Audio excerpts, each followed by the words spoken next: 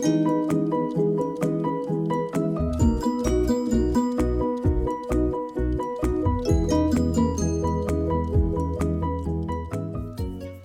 first part of this humongous May book haul is going to be the order that I placed from Book Outlet on Mother's Day for their, well, around Mother's Day for their Mother's Day sale. Again, too many books, too little time, but let's just get right into it. So the first three I got were the first three books in the Lunar Chronicles by Marissa Meyer. The first one being Cinder. The second one is Scarlet. And the third is Cress. Now, if you asked me if I would be interested in reading these science fiction fairy tale retellings, I would probably say no, because science fiction is not my go-to genre, but I do love fairy tale retellings, and I'm really glad that I took the leap and tried these because I absolutely flew through them. I actually read them, I think, in January. I read all of these three, and then I read Winter, I read in February, and that's the fourth book. I have not yet read the novellas Stars Above or Queen Levana's Tale, which is Fairest. So I haven't read those two editions yet, but I do like this series very much. It's a lot of fun. Next, I got another trilogy, which I'm not sure if there are more to it than this, but these are Ladies of Ashley mysteries, and it's set in London. They're by Christine Trent, and I have Stolen Remains, The Morning Bells, and Death at the Abbey. And these books are about a female undertaker in London and the mysteries that surround the dead bodies that she has to take care of. So it's not, again, normally my cup of tea, but I liked the Lunar Chronicles, so breaking out of my shell is sometimes a good thing. I took a chance on these from Book Outlet. We'll see what I think. As I've said before, I'm a sucker for Jane Austen and Jane Austen retellings, and this is sort of set as a historical fiction about a love story that was part of Jane Austen's life. I don't think it's really true, but I haven't gotten into it yet. It's Jane Austen's First Love by Siri James. It said Jane Austen. I'm a sucker. I bought it. I bought a middle grade book called Storm Makers, which is about a boy and a girl who discover that the weather they're experiencing is connected to their emotions. So on bad days, there's worse weather, and on good days, there's good weather. I don't really know much more about it than that, but it just sounded like a fun read. I have been wanting to add to my classics library. I don't have very many classics and want to be expanding that, so I purchased this beautiful copy of Oliver Twist by Charles Dickens. It's a Knickerbocker classic, and I like that it has this little strap to keep it in, and it's in between a hardcover and a softcover. It's bendable, but it's not paperback.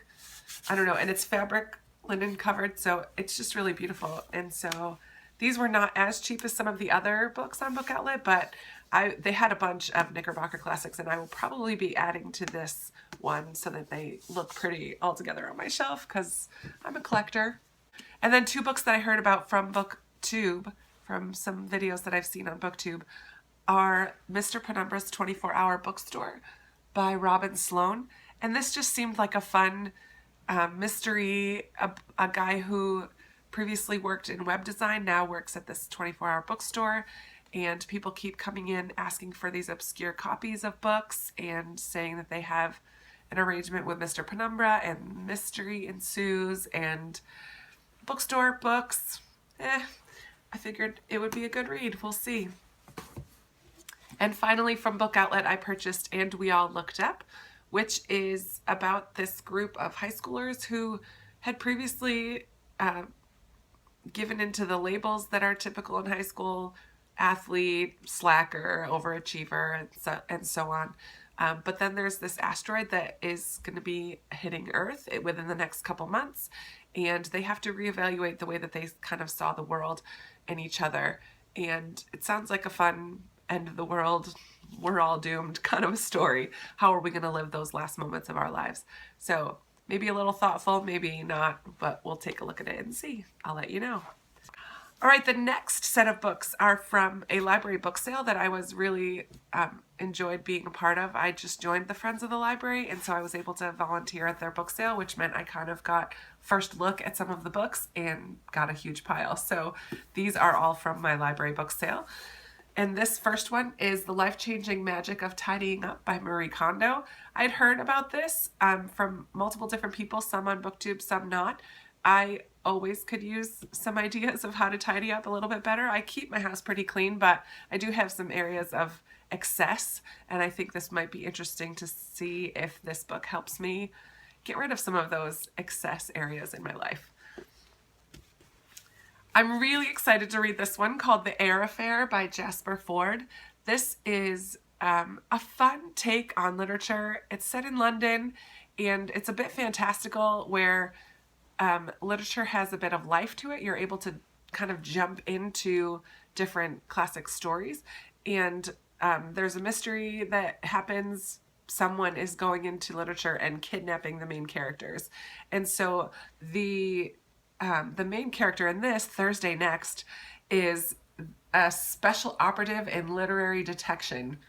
And her role, I guess, is to figure out who is doing this. And on the back, it labels her as part Bridget Jones, part Nancy Drew, and part Dirty Harry, which just sounds like a lot of fun and quite humorous to me. So I think this will be a little on the lighthearted side of things. I got a couple darker books, so this one seems like it'll be a lot of fun. We'll see. I picked up The Ocean at the End of the Lane by Neil Gaiman, which is about a man who returns to his childhood home following a funeral.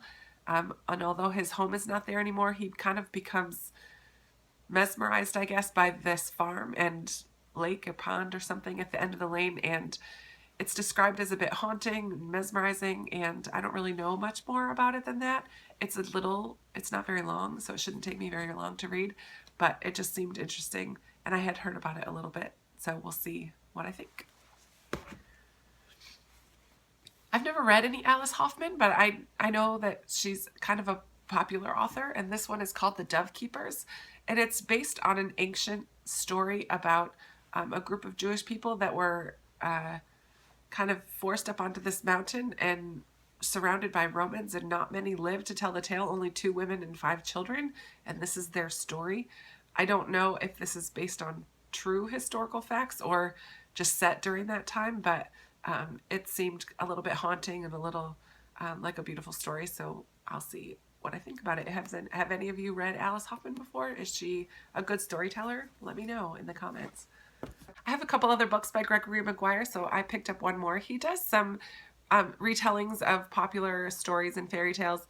However, his often are a little bit on the darker side. I know he did one for Wicked. He did one, The Wicked Stepsisters, for Cinderella, and this one is Lost. It's a ghost story and also taken a bit from A Christmas Carol. Scrooge is involved, and ghosts, of course.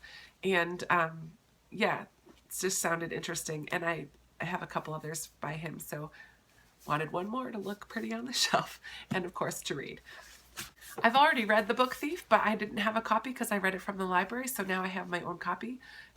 As I've said before, I love World War II historical fiction, and this is one that I really enjoyed. It was a beautiful story about a girl who reads books and takes them from the people in her town and all the other aspects of her in her village during World War II, and